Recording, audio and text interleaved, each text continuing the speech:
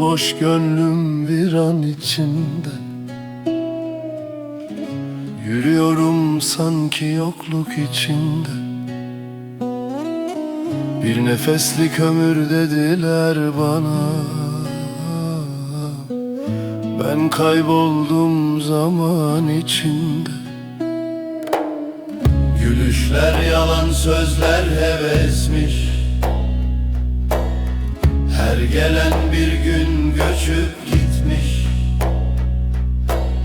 Sarıldım sandım dost kollarına.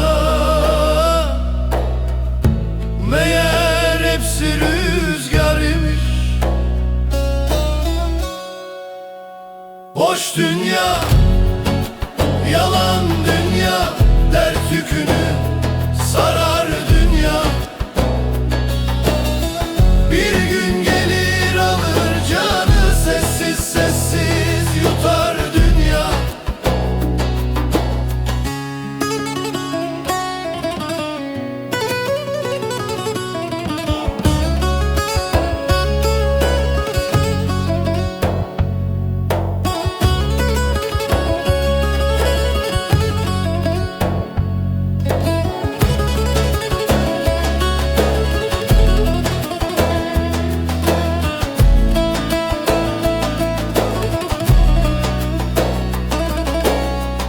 Gece çöker, içim karanlık.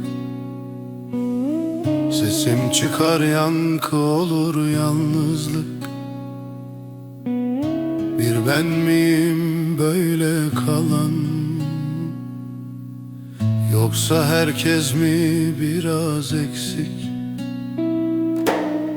Toprak çağırır en sonunda. Ne kin kalır ne sevda onda. Bir avuçluk hatıra kalır. İnsan dediğin rüya sonunda. Boş dünya, yalan dünya.